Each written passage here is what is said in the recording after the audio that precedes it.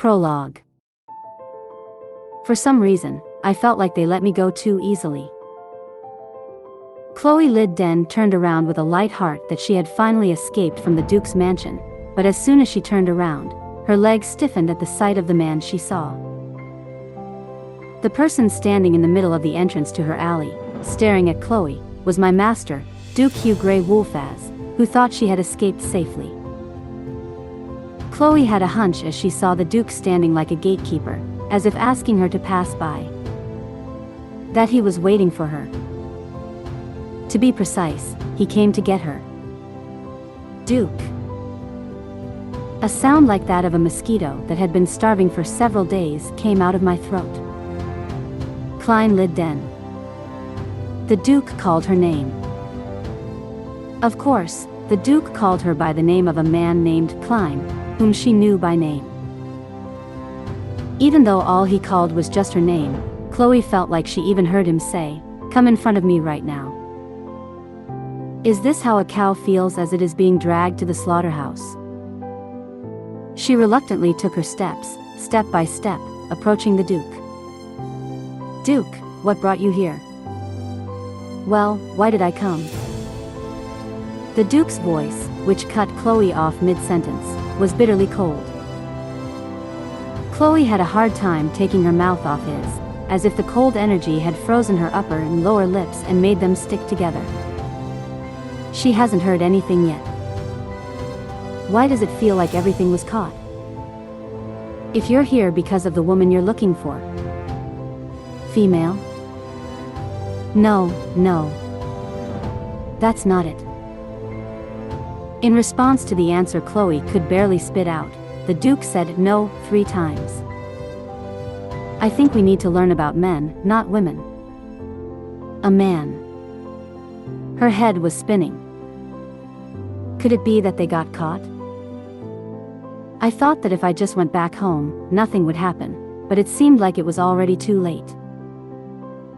A few days ago, when the words, "I have a woman to find," came out of the Duke's mouth, he should have run away immediately. That very day a few days ago. "I have a woman to find." Thud. Hearing Duke Hughley Wolf's words, Chloe Lidden felt like she actually heard her own heart drop. Female. The word woman came out of the Duke's mouth. Do you even have to look for it? Damn it. A sigh came out of Chloe's mouth. Both of them looked at her with furrowed brows, not only her Duke, but also her Lord Joyce, who was listening to her Duke's instructions. Sorry. You said it was a woman. I was a little surprised. Chloe cleared her voice and made an excuse, but she couldn't even finish her sentence properly because she couldn't hide her trembling heart. Fortunately, the Duke nodded his head slightly in understanding. It seems as if he knows how shocking it is to hear the word woman come out of his mouth. If there was one word that was most unlikely to come out of Duke Hughley Wolf's mouth, it was woman. What kind of woman are you? Sir Joyce asked. Chloe watched the Duke's mouth and swallowed quietly. He had to stay calm.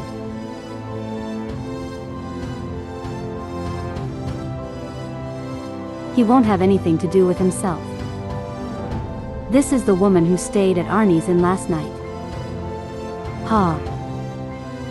It felt like she was being strangled. Please don't just call it dog and cat night. Before he knew it, Chloe was praying while holding his hands together. The name of the inn is Dog and Cat Night. The Duke added, as if mocking the prayer. As expected, it was that name. A name so unique that once you hear it, you will never forget it. They're talking like cats and dogs. Yesterday was the 3rd time Chloe stayed at that inn. Out of those 3 times, he never saw a dog or a cat. Now that I think about it, why on earth does the name of the inn look like that? She has long blonde hair and blue eyes. Contrary to Chloe's racing heart, the Duke calmly continued his explanation. Chloe's blue eyes, located behind the glasses that covered half of her face, were shaking mercilessly, not only because she had no prescription, but because her eggs were extremely thick. She should be glad that her long blonde hair is well hidden beneath her short brown wig. Height is up to here, about my shoulders. The Duke, who was explaining, stopped his words. Chloe, who had her head down, felt something hot prick her left cheek, so she slowly raised her head and suddenly lost her breath. Her Duke was staring at her. I'm a peacock. Her voice shook slightly. Klein, you. How tall is she? Yeah. She almost hiccuped for a moment. Could it be that you realized that it was the woman from last night? In an instant, cold sweat ran down Chloe's spine. Tall. Just you. How tall are you? Ha.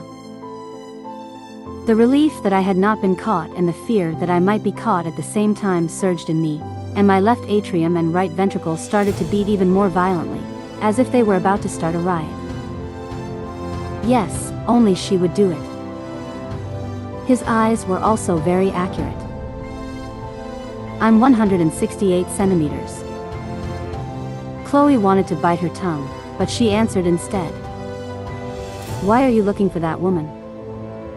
Sir Joyce asked. She's the woman I slept with. She is the woman he slept with. The answer in Chloe's mind and her Duke's answer came simultaneously. Chloe felt like her face was going to burn up at any moment. Lord Joyce is her natural, and her Duke now knows her as her man, even though he has no idea that she is the woman he has slept with. Damn it. This. After hearing the Duke's answer, Sir Joyce suddenly sighed. Why are you like that? How on earth did that happen? Ah. Sir Joyce was almost sobbing, even his fists were shaking. Her face, which used to be black, now looked almost dark red, perhaps because she was hot from holding back tears. Looking at Sir Joyce's reaction, Chloe felt as if she had robbed the Duke of his innocence. How could this happen? Unbelievable. Finally, Sir Joyce began to sob. Watching him sob, Chloe's mood, which had hit rock bottom last night due to her mistake, plummeted further. However, Sir Joyce's outrageous words and actions were much less shocking than the Duke's subsequent words. Don't make a fuss, Joyce. It's already happened. This must be my destiny. Chloe felt like the floor she was standing on flipped over, went up to the ceiling, then down again, and then spun around. Fate? It was just a one-night mistake. At least she knows that the other person is a Duke. The Duke made a literal mistake of not knowing who the other woman was even when it was right in front of him. It goes without saying that one would never imagine that the servant dressed as a man could be the woman he was sleeping with, but whatever. It was such a meaningless night for both of us. Just faithful to your desires. But why? Why, not only do you decide to find something on your own, you also talk about fate. Commons. Are you human? Sir Joyce asked with red eyes. The emotion in his red eyes was clear anger. Who on earth is that anger directed at? Besides, are you a commoner? So, are commoners animals? The common people who hear it feel bad. Maybe so. There was a bit of resignation in the Duke's voice as he answered. Not to mention the Duke, Lord Joyce was also a nobleman. They, with their blue blood flowing, did not seem to care about the feelings of the commoner servants who were present with them. Oh my, I have committed a mortal sin. How dare you have an accident with a Duke over a commoner? Chloe lowered her head further to hide her displeasure. She didn't even ask the Duke to take responsibility, so what's the point of making it feel like the sky is falling like that? Even commoner women hate this situation. So don't look for commoners. Of course, I was just mumbling to myself. One more thing, there was a wound on his shoulder. Soon, the Duke announced one more piece of information in a calm tone that did not seem to care about Sir Joyce's frustration and grief.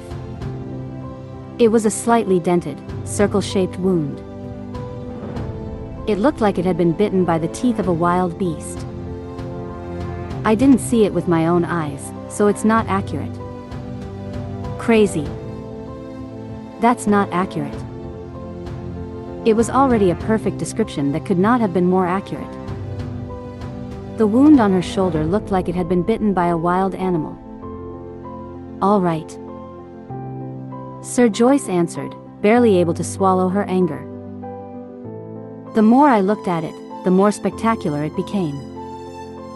We need to find it as quickly as possible. Yes, we will leave right away. Chloe frowned unconsciously as she looked at the stern back of Sir Joyce. As soon as Sir Joyce left, the Duke put his elbows on the desk and held his head in his hands. Perhaps because he had a headache, he let out a faint sigh-like groan and furrowed his eyebrows. Duke, then I'll just head out. In the aftermath of last night with the Duke, who was like an animal in heat, Chloe felt like her whole body had been beaten, even if she didn't have a headache. To the point where I don't even have the strength to stand anymore. The Duke answered vaguely, keeping his head down, but he pretended to understand as permission and quickly turned around to leave. Klein. Although the Duke's call bit her in the back. Why? Chloe, who answered politely despite his true feelings, looked at the Duke. But this. What is that smell? I think I've been smelling it since before. What a smell. Now that Joyce is gone, I know for sure. I think this smell comes from you. That can't happen. You, come closer. No, I can't smell anything. I usually don't like getting close, but why did I stay close for so long on a day like today? I told you to come closer. There was no choice. She eventually approached the Duke. Although she was only half a step. A little closer. I took a half step closer to her. Right under my nose. I don't like it.